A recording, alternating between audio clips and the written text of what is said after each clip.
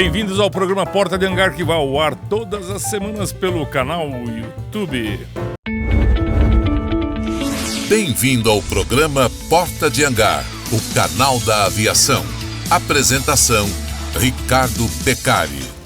Se você não comprou o livro Airplanes, não perde não, tá lá no site do portadehangar.com.br, 120 páginas, 80... Olha, eu vou abrir em qualquer página aqui, deixa eu ver, eu vou abrir essa aqui, olha só, da Falcon 6X, vamos abrir outra, vamos abrir outra para ver o que acontece, dá uma olhada. Carlos Zedo e a trupe, muito legal. Mônica, um beijo para você. Ou seja, o livro tem bastante coisa legal. Você vai lá na página, compra, que a gente manda assinado para você. Vai ser um prazer mandar esse livro. Esse aqui, ó, quem vai ganhar é o cara que cuida, que é aviador e que cuida da saúde dos aviadores do Brasil varonil. Bem-vindo, Dr. Paulo de Menato. Obrigado. Prazer. Obrigado uma pela honra tê-lo a bordo. Imagina. Muito contente de estar aqui. Muito obrigado. Doutor Paulo, deixa eu entender uma coisa. O senhor trouxe esse cara aí que está do seu lado, é isso? O LED é um show. O LED é um show? O LED é um show. Tem história boa. O LED é um show.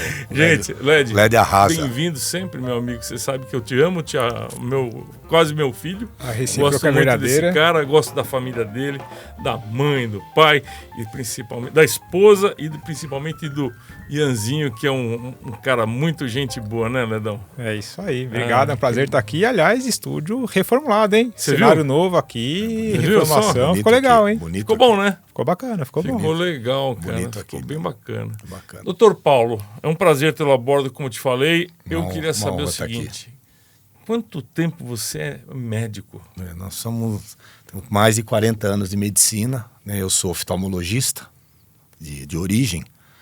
Depois entrei na aviação, virei piloto. Sou piloto privado, mas sou piloto, né? Aí depois, no final dos anos 90, me meti com medicina de aviação, medicina aeroespacial. Começamos a fazer inspeção de saúde. Desde 99 eu faço inspeção de saúde. E a clínica nossa acontece em 2012. Então eu tenho mais de 10 anos fazendo inspeção de saúde como clínica, né? Além de médico credenciado, clínica credenciado. Você faz Tem mais de 100 mil inspeções feitas, viu? É bastante. 100 mil inspeções feitas. É bastante. No modo geral, na aviação, quais os profissionais que necessitam do CMA? Não é só aviador, né?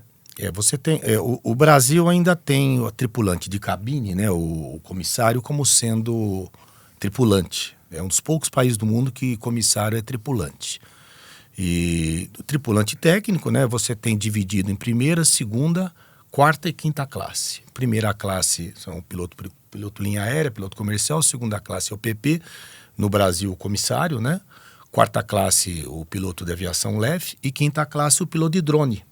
O drone acima de 25 quilos precisa de CMA. Ah, é? Acima de 25 quilos o drone. Tem uma geração nova que está vindo aí que é uma profissão, entendeu? Antigamente aquele negócio de inspeção de linha que a turma fazia com helicóptero, né? Inspeção de... Hoje em dia o drone que faz. Drone, né? É muito... E o cara pode passar mal, não? Justamente, é muito legal gente jovem chegando lá na clínica porque vai mexer com vante, né? De acima de 25 quilos fazendo inspeção e pilotado remotamente, né? Profissão, coisa nova surgindo na aviação, né? É legal, é muito bom. E controladores de tráfego aéreo também precisam de CMA, militar, mas... O controlador a gente não faz. Tanto no Brasil quanto nos Estados Unidos, não sei porque o FA também, eu faço o FA, o americano, nem nos Estados Unidos a gente não faz o FA. Mas o eles FA precisam do CMA também. mas quem faz é militar. Também não sei porquê. No Brasil, Isso controlador... lá no Hospital da Aeronáutica, é isso? Eles Tanto no fazem Rio, isso. como aqui em São Paulo. Os militares fazem serviço militar. Tanto no Brasil quanto nos Estados Unidos. Também não sei porquê, mas nos Estados Unidos também é mesmo assim. o controlador civil? Também, mesmo o controlador civil. Entendi. Não sei porquê. Nos Estados Unidos também o controlador civil faz em serviço militar. Mas Led, você não acha que o drone é necessário? Realmente, um drone de 25 quilos não é brinquedo, né? Você está pilotando em cima. Agora que vai começar a ter mais voos de drones sobre as pessoas, é importante, né? Já falamos várias vezes sobre drones, veículos não tripulados aqui no PH Radar, no Porta de Hangar. E imagina que ele está sobrevoando em cima de pessoas, área densamente povoada e o piloto aí por algum motivo passe mal. A gente até falou no último PH Radar sobre aqueles que têm paraquedas, né? Dos requisitos para fazer o sobrevoo sobre áreas povoadas é ter o paraquedas, exatamente por conta de segurança. Imagina você estar lá tranquilo, na praia, na cidade, e um drone cai ou fica pairando sobre a sua cabeça até acabar a bateria porque o piloto passou mal, teve um infarte, uma baixa glicemia, desmaiou, aconteceu alguma coisa. Então, acho que é uma maneira bacana de garantir a segurança dessa operação. Mas o que o LED falou agora, doutor Paulo, é muito importante. Um drone tem um nível de automatização muito grande, né? Maior que do avião, né? Ele tem níveis de segurança. Então, o que ele acabou de falar, o cara passou mal, tudo mais, e não sei o quê. Não vai ter uma outra pessoa para assumir isso aí? Esse comando? Eu acho que não, né? É automático, né? Quer dizer, o sistema tem seja, fator humano. Para não cair na cabeça da pessoa, né, o LED?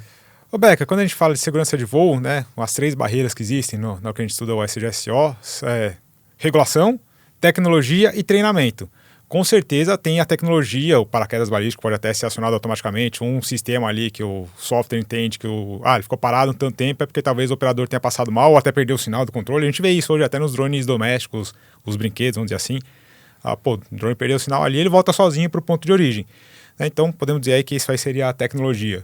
Na hora que a gente falar de regulamentação, qual é uma outra barreira de proteção no sistema? Pode ser a regulamentação, uma delas, inclusive, o cadastro dos pilotos, e uma dessa parte aí também entra a parte de inspeção de saúde, para ter certeza que o drone está sendo pilotado para uma pessoa que seja safa ali, apta a continuar a operação.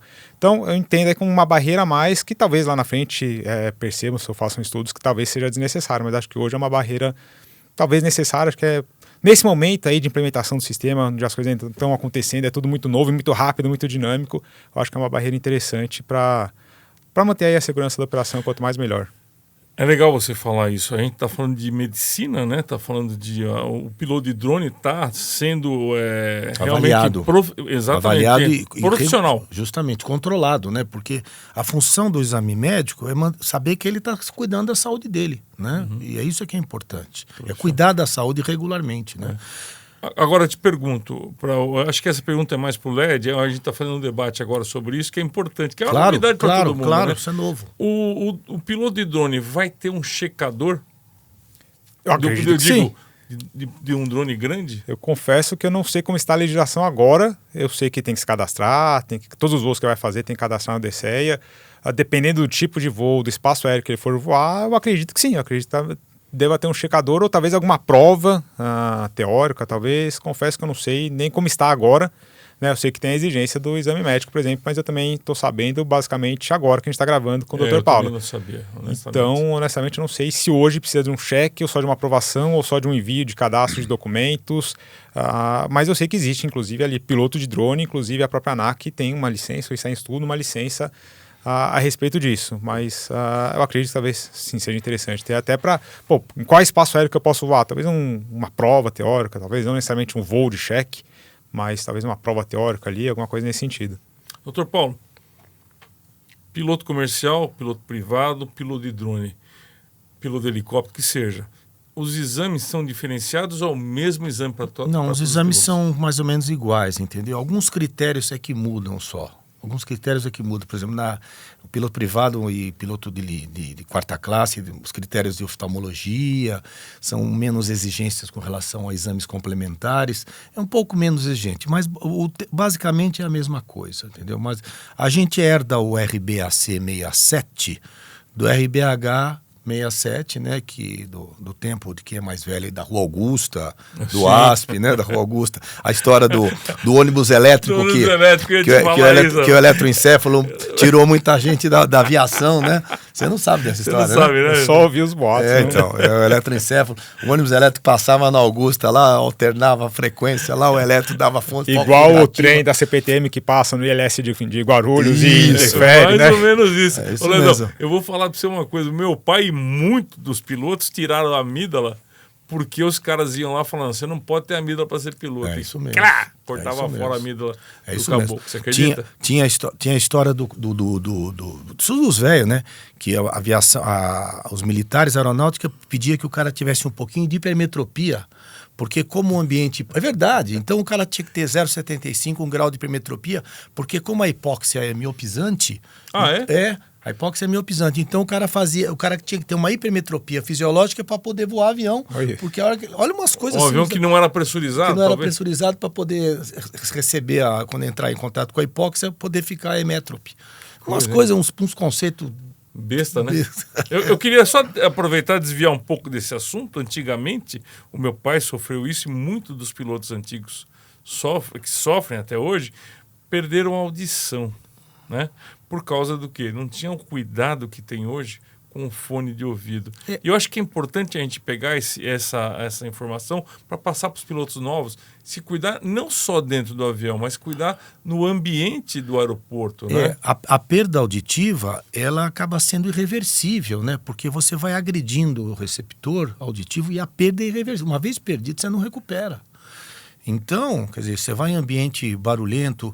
Agora a gente vê muito assim, eu vim de metrô para cá, obrigado por ter me convidado, e a turma com aquele negócio do fone lá e alto, porque eu tava lá no metrô escutando a música. É um veneno, né? Escutando a música no fone lá, quer dizer, vai agredindo os receptores, né? Então tem que usar, a gente que voa, né? A gente tem que ter um foninho ajeitado, com noise reducer, um protetor. Um protetor, eu vou... Certo para aviação. Com certeza.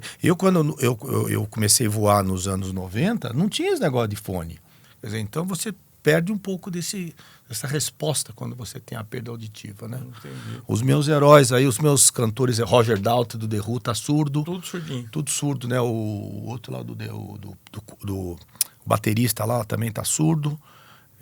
Tem bastante gente surda aqui de escutar muita música. Ô Led, eu vou contar um negócio para você. Eu sou amigo do Celso Portiolli e de domingo ia lá fotografá-lo e participar do programa dele. A gente saía de lá bagunçado, atordoado. Eu não sei como eles aguentam isso aí, porque o público, as mulheres, berram muito alto e faz muito mal pra gente. Você sai cansado. E a audição cansa. Cansado. Você sai Cansa. cansado. Um dos sintomas de audição assim, é fadiga. Você tem fadiga com audição.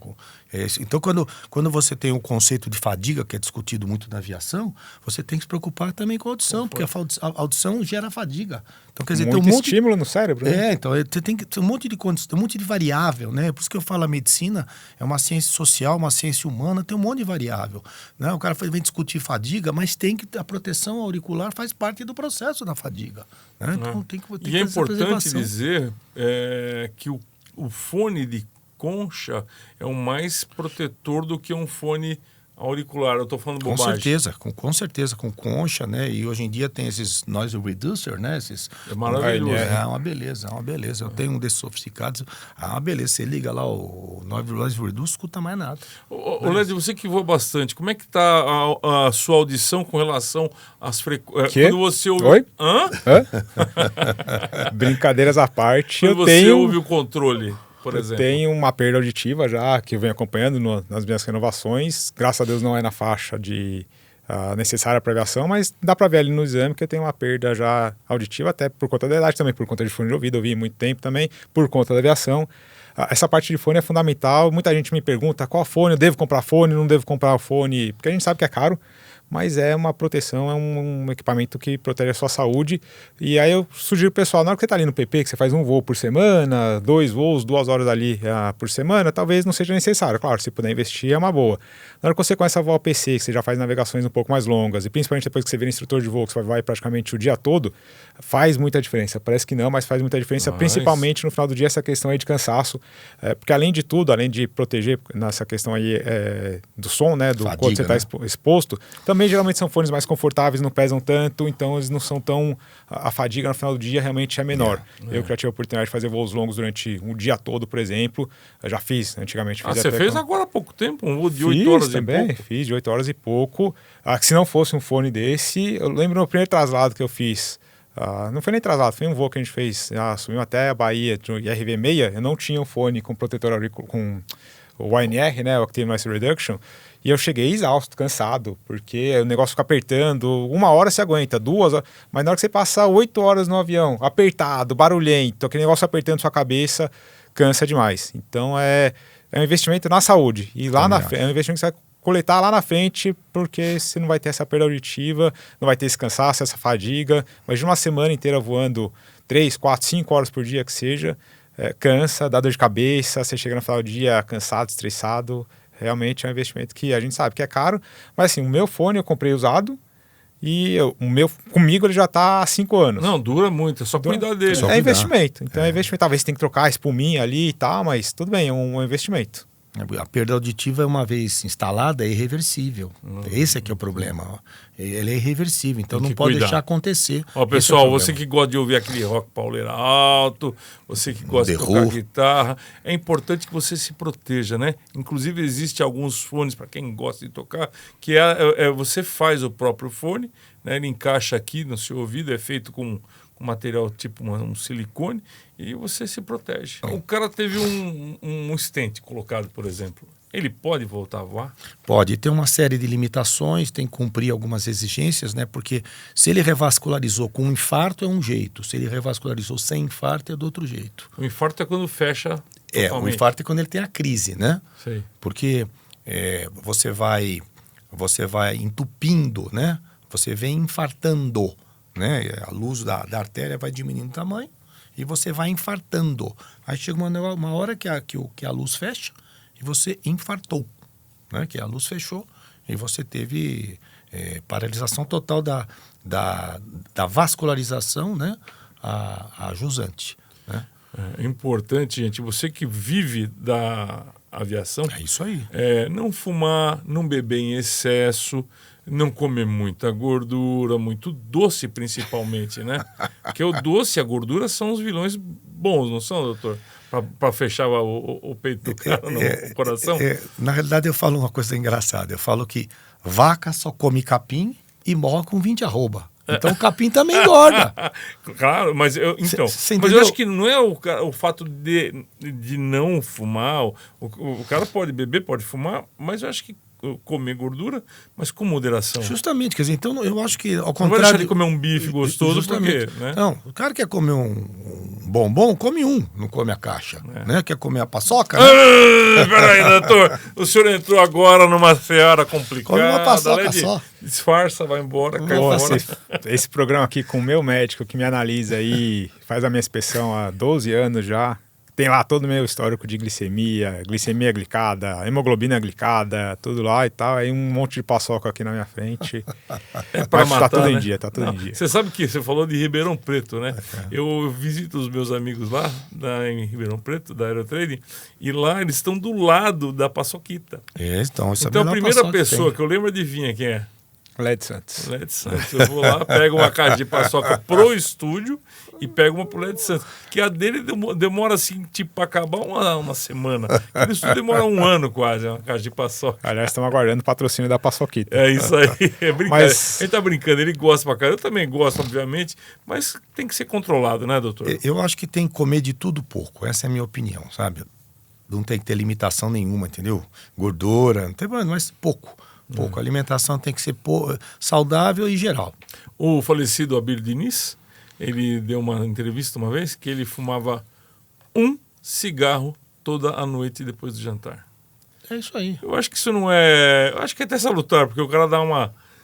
Acende com prazer, né? Que você, né, Led? Você não Tudo acha? tem que ser feito com moderação, É tudo isso na aí. vida. E Até aquele as coisas prazer boas, imediato, né? É isso aí.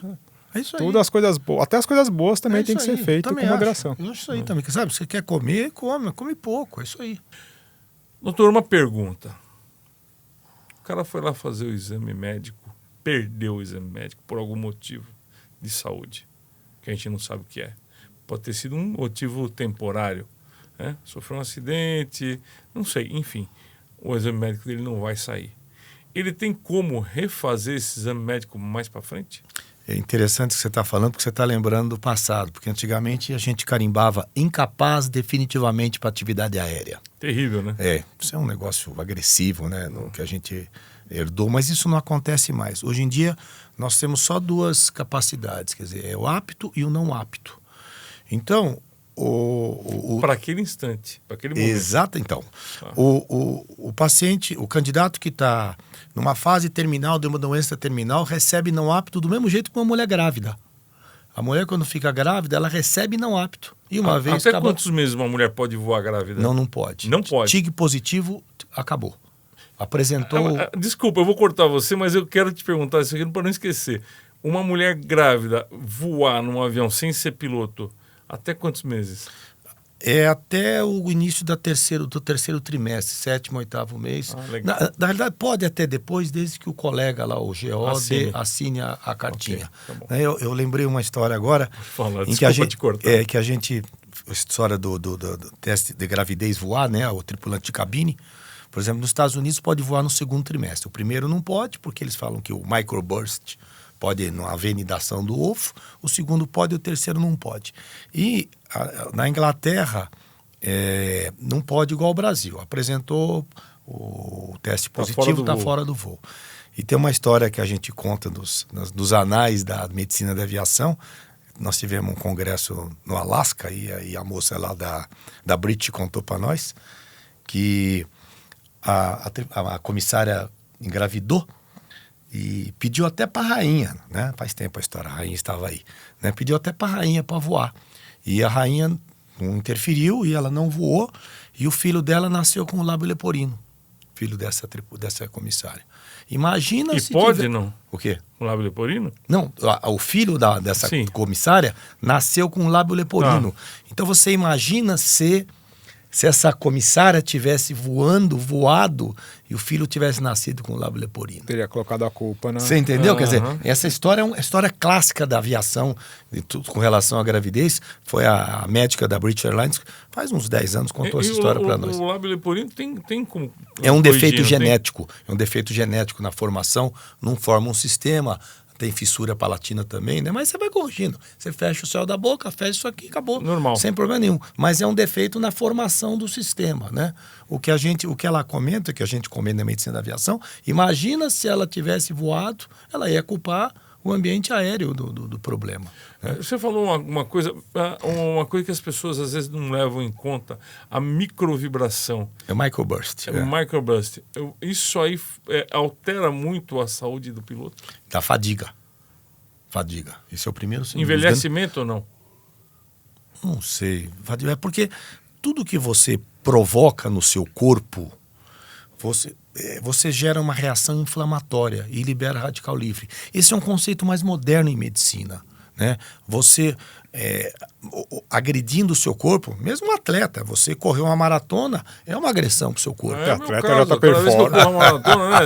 Atleta já está performance e sofre bastante. Inclusive jogadores aí, Neymar está sempre se lesionando. Justamente. Quer dizer, você libera radical livre e esse radical livre gera uma reação inflamatória no corpo e acaba agredindo o corpo. Então a agressão, né? Você vai falar que o Dorival Caymmi estava errado? Ele estava na rede lá a vida inteira? É lógico, morreu com velho pra caramba, bicho. Então, quer dizer, tudo que você ofertar pro seu corpo, né? Comida, qualquer coisa, pode gerar uma reação inflamatória, né? E isso pode causar problema no corpo. E isso aconteceu bastante comigo na época que eu estava dando instrução de Petrel, né? Eu dava instrução em 2 aviões da mesma escola, que era o Petrel e o Montair. O Montair era avião normal, parecido com o Cessna, um motor ali na frente, normal. E o Petrel, que tem um motor montado aqui atrás, motor pusher. E eu ficava muito mais cansado no Petrel, no final do dia. Porque a vibração era maior, o motor ficava mais próximo aqui da cabeça, do ouvido. Volta novamente aí da parte auditiva. E a vibração do motor Rotax tem uma vibração um pouquinho diferente. Mais próxima, mais aqui na parte das costas. E também a parte do sol, né? Ele era mais exposto ao sol, porque a cabine tinha ali a bolha do plex. Então eu me sentia muito mais cansado por conta dessas condições. Se eu ficasse voando aí numa escala que tinha todo dia voando no Petrel, ao contrário, numa escala com todo dia voando no Montair, eu ficava mais cansado no Petrel por conta desse acúmulo de coisas. Fadiga, vibração, barulho. Esse conceito de fadiga que a gente discute na aviação tem um monte de variável. Não é simplesmente dormir pouco e jornada de trabalho. Tem um monte de variável. Entendeu? E tudo isso tem que ser levado em consideração. Quer dizer, então você fala, não, o cara tem jornada de trabalho é muito grande. Mas a pessoa tem um monte de variável que ela tem que fazer enquanto aeronauta, né? Enquanto aeronavegante, para não judiar do corpo, para evitar. Agora, você falou de jornada de trabalho. A jornada de trabalho, você acha que o tempo de trabalho, não de horas, é justo? Pois é, isso para mim é conflitante, porque eu sou médico, né? Agora eu não dou plantão, né? Mas você vê um médico mais jovem, o cara dá plantão de 24 horas, no dia seguinte vai trabalhar. O médico dá 36 horas seguidas. Pode fazer um diagnóstico errado da pessoa. Não sei, entendeu? Então, quer dizer, para mim, é conflitante isso aí, porque o médico é um cara que trabalha demais, sempre trabalha muito, trabalha de noite, trabalha de madrugada, quem vê, né? O cara está de plantão na UTI. E é conflitante isso. A gente, por exemplo, agora eu vou falar como médico, a gente paga para aprender. O tripulante, o aeronauta, senta em sala de aula recebendo para estudar. Então, nessa parte é conflitante para mim, porque eu, enquanto médico, a gente veja o sofrimento dos colegas para trabalhar. E o aeronauta também tem a vida dela. Mas o problema é que, fora o extra-aviação, que o cara tem que se preservar, é isso que eu estou falando. Quer dizer, você vai voar à noite, eu vou fazer um Frankfurt hoje à noite. Dorme à tarde. Mas deita à tarde, dorme 2, 3 horinhas antes de fazer o Frankfurt, né? O cara vai chegar, o cara passa o dia inteiro trabalhando, fazendo outras coisas extra-medicina, extra-aviação, aí à noite vai voar, chega lá em Frankfurt e fala, tô com fadiga. Dorme 2, 3 horinhas à tarde antes de dormir. Eu conheço gente, o Roque, o Pérez, o pessoal velho. O meu irmão... O Pérez, meu irmão, ele dorme mesmo. Então, vai voar à noite, dorme à tarde. Mas ainda assim é um descanso diferente. Né? Tem toda a questão de fuso horário, ciclo circadiano, quantos fusos horários você cruzou. Então, ainda assim, ainda que você durma tarde. Mas né? a gente tá falando, né, Led? Você está descansando, mas ainda assim não é o mesmo descanso principalmente essa questão aí quando você vai cruzar muitos fusos horários, tem muitos estudos aí da questão. Tudo bem, e a gente sabe, eu por exemplo, estou acostumado, a minha rotina é normal. Quem está na linha aérea, que tem dia que está voando à noite, tem dia que está voando de dia, muda bastante coisa. Tem todos os hormônios, cortisol, melatonina, caramba, 4 aí. Mas eu hoje, diga-se que eu lá tenho um voo hoje à noite, um Frankfurt, por exemplo. Eu não consigo chegar às 2 horas da tarde, deitar na cama e dormir. E eu acredito que os tripulantes também não. Ou se eu conseguir dormir, não vai ser o mesmo sono. Você vai descansar. Você vai descansar. Claro que isso é muito melhor, não é o ideal, mas é muito melhor do que, tudo bem, não vou dormir, então eu vou pra balada, eu vou ficar... Você tem que descansar o cérebro, principalmente, para o cérebro estar apto a desempenhar a função. Então, basicamente é isso. Vai para um ambiente silencioso, né? Que fadiga também é auditiva. Silencioso, descansa, fecha o olho, tem aquelas cortinas com blackout, fecha tudo, relaxa 2, 3 horinhas. Acabou. É bom demais, né? É bom, então. Quer dizer, então é isso que... Isso tudo, do conceito amplo de fadiga, tem um monte de variável. A medicina é interessante por causa disso. Ela não é uma ciência exata baseada em lei de física, em algoritmo de matemática. Ela tem um monte de variável e é muito individual. Então precisa ser levado em consideração isso quando você vai discutir alguma coisa que é ato médico, né? O tal do fator humano, né? Tem um monte de variável, não é tão simples assim. Uma pergunta que eu acho muito importante, que a gente não dá devida atenção. Quando você está voando, por exemplo, um jato que voa muito alto, você está recebendo bastante raio ultravioleta na sua cara e coisa e tal. É importante que você se proteja? Bom, o que acontece sobre... Não só o rosto, né? O braço. O que acontece, né? sobre radiação, né? Primeiro, o que acontece? A gente tem um anel de eletromagnético que protege a gente, né? Que é o anel de Van Halen. Doutor Guadalupe. O anel de Van Halen, né? Que o anel é achatado nos polos e mais gordo no equador.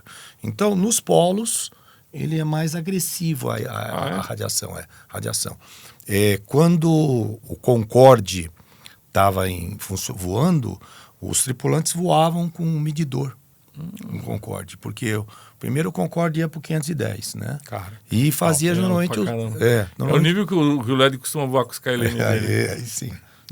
E aí cruzava os polos, né? Então o cara estava lá e quando subia lá um nível de 5 rádios, 6 rádios, os caras tiravam da escala. Qual que é a medida? Acho que é rádios. A medida é rádios ou millisievert. Tem as duas, né? Acho que a aviação usa as duas, ou rádios ou millisievert.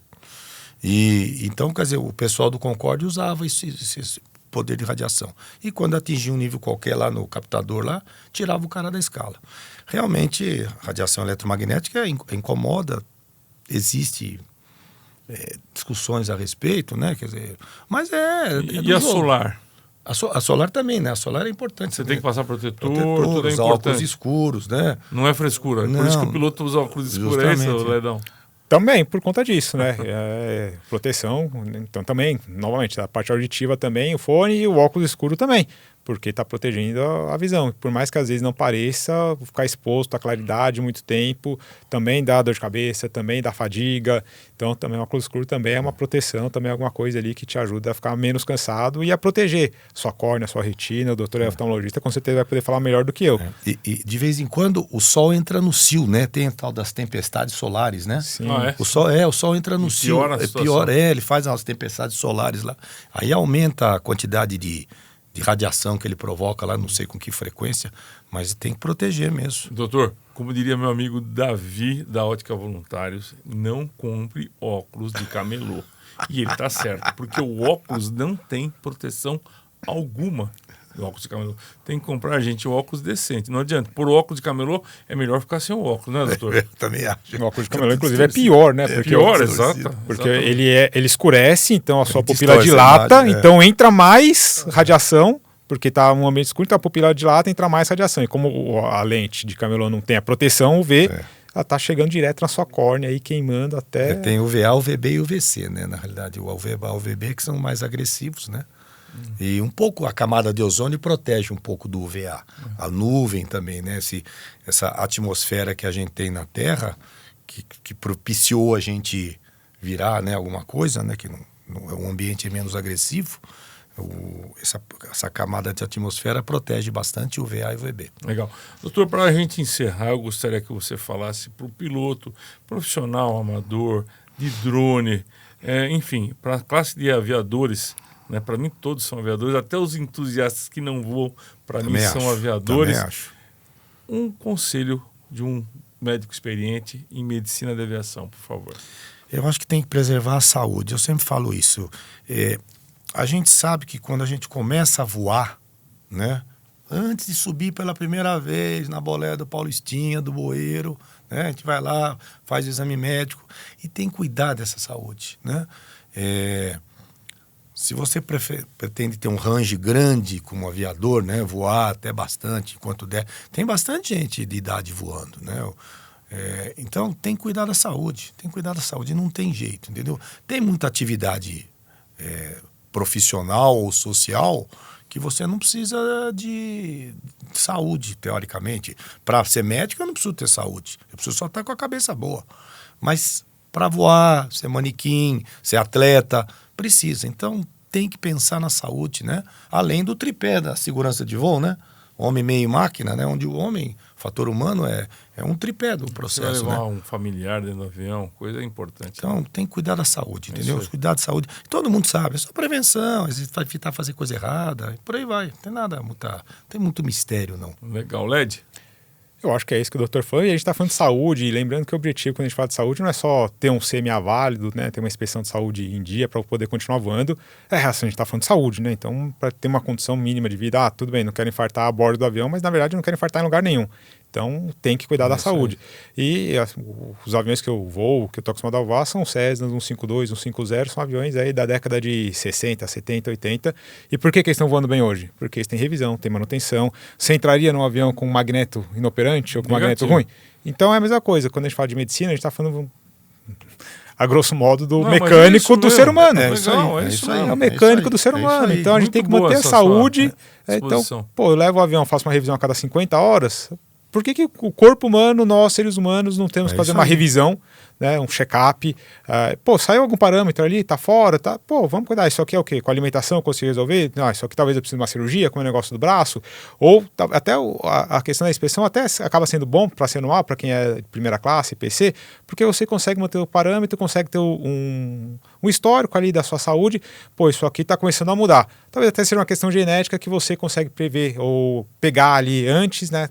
Conseguir pegar aí precocemente, eu consigo corrigir antes de entrar numa faixa vermelha, por exemplo. Então, alguém tem uma tendência genética, tem um colesterol um pouco mais alto. Agora, como eu faço o exame todo ano, eu percebo que isso aqui está aumentando. Então, já deixo eu fazer uma dietinha, já estou aqui com um pouquinho mais de idade, já faz 10 anos que eu faço o exame, já não está mais tão fácil manter um parâmetro aqui. Vou começar a cuidar, assim como a gente cuida do motor do avião, do motor do carro. Isso aí. Então, resumidamente, estamos falando de saúde, é um assunto muito importante. Só isso. Para terminar agora, que eu esqueci de te perguntar, que eu tenho que te fazer essa pergunta, que parece uma pergunta idiota, mas eu acho que eu tenho certeza que você vai responder positivamente o que eu vou falar. Síndrome do jaleco existe? Eu ia tocar no assunto, eu ia voltar, você falou, você ia para me lembrar, eu falei, vamos falar que você quer saber. Tem muito. Pelo seguinte... Deixa eu só pedir um favor para você, antes de você explicar o que é síndrome do jaleco branco. Na realidade, o síndrome do jaleco branco são as sensações, né, cognitivas ou mesmo fisiológicas ou fisiopatológicas que o tripulante tem, quando, no nosso caso, né, quando o cara vai fazer a inspeção de saúde, né? Chegar para fazer o exame e ver alguém de branco com jaleco branco já fica com medo, já fica nervoso. É muito estressante fazer a inspeção de saúde, né? Primeiro, para os mais velhos, a gente está herdando aquele legado das juntas militares, que era um negócio agressivo, né? Muito. Quem pegou lembra disso, né? Com saudades afinada da Dona Quitéria, né? Me ajudou. Quando eu montei a clínica, a Dona Quitéria me ajudou lá. E era muito agressivo. Então a gente tenta transformar a inspeção de saúde num ato social, num serviço médico menos agressivo. Mas é um divisor de águas, né? O colega pode chegar lá e tomar um não apto e acabar com a carreira dele, né? Então, quando o cara, geralmente, quando está na faixa amarela, essa que é a história. Porque quando o colega está na faixa verde, não tem problema nenhum, né? Passeio no parque. Agora, quando o colega está na faixa amarela, que aí a gente volta para o que você falou, da preservação da saúde, ele já vai estressado. E é o clássico. O cara tem um problema de saúde, não sei o que, já vai, aí já fica nervoso, aí a pressão sobe, vai mal no psicotécnico, vai mal na avaliação psiquiátrica, entendeu? Quer dizer, então isso tudo existe e é fato. A gente tenta contornar a situação, né? A pressão dele bateu 15/11. Você olha no ergométrico, tá 12/8, 11/7. Mas o cara está lá sendo investigado para a vida dele. Então, não é fácil, é sério, é muito sério. A gente vê isso lá diariamente, sabe? E tenta acalmar o cara, não sei o quê, mas existe mesmo. Quer dizer, por isso que a inspeção de saúde, pelo regulador, tem que ter uma outra avaliação, entendeu? Porque muda, tem um monte de variável. Você tem que levar em consideração isso, sabe? Você não está lá. Eu falo, quando a gente faz reuniões com o regulador, a gente fala, vocês não estão no chão da fábrica. Aqui no chão da fábrica é uma coisa diferente, entendeu? Não é assim simples assim. Ele não vive aquele momento justamente, todo dia que você vive. Entendeu? O cara chega lá e fala, não, o Paulo pode me reprovar, pode acabar com a minha carreira. E é verdade. E é verdade, quer dizer, olha a minha responsabilidade, né? O filme de Super-Homem, né? Great power means great responsibility. É né? isso aí. Então, quer dizer, a minha responsabilidade aumenta cada vez mais, porque eu preciso botar o cara para voar, mas eu preciso cuidar da saúde dele e eu preciso cumprir o regulamento do regulador. Quer dizer, então, essa variável, e o tripulante, quando tem algum problema, ele sabe disso. Então, ele vem preocupado com isso. Ninguém que tá na faixa verde tem síndrome do jaleco branco. Ninguém, né? Ninguém. O cara que não tem problema de saúde, não tem. Mas quem está lá na faixa amarela tem. Mas tem os caras que são nervosos por natureza. Tem. Né? Mesmo que ele esteja na faixa verde, o cara vai... Eu tenho um primo meu que ele morre de medo de tomar injeção. Ele desmaia. Tirar sangue para ele é um terror. Né? Eu já não esquento a cabeça. Eu passei por 5 cirurgias, o pessoal da aviação lembra. A médica falou, olha, infelizmente o senhor vai passar de 5 a 10 cirurgias. Eu falei, beleza, vamos nessa. Tem outro jeito? Ela falou, não. Então eu sempre fui muito calmo, até para anestesia. Né? Agora, tem gente que não tem esse mesmo pensamento. O cara sofre. Então, por isso que tem que... Aí você tem que conversar com calma e tudo mais. Ato médico. Cada caso é um caso, né? Como diria Hipócrates, sedare dolorem opus divino est, né? Aplacar a dor é divina. E a dor não é só física. A dor, às vezes, é psicológica. A dor é momentânea. Exatamente. Então, você tem que aplacar, você tem que acalmar o colega, né? Tem que aplacar a dor dele. A dor não é só física, né? Tem que acalmar o cara. É isso que a gente faz lá. Aí. Doutor, muito obrigado pela sua participação. Meu amigo Led Santos, obrigado. Eu sei que o Led é muito ocupado, mas ele vem aqui ajudar a gente a ajudar o canal. É um prazer, que é isso. E é isso aí, pessoal. E o meu amigo Celso. Celso, obrigado pela ajuda. Valeu. E se você não está inscrito no programa Porta de Hangar, inscreva-se. E o que mais, Ledão? Inscreva-se, ative o sininho, dê joinha, compartilhe com a galera e manda nos grupos de WhatsApp também. É um assunto muito importante, saúde é muito importante, então já compartilha com todo mundo aí. Se inscreva para não perder os próximos episódios. Fala bonito, seu amigo. O que mais? A gente tenta, né? Pelo menos alguma coisa tem que ser bonita, pelo menos a fala, né? Valeu, até a próxima, pessoal. Obrigado.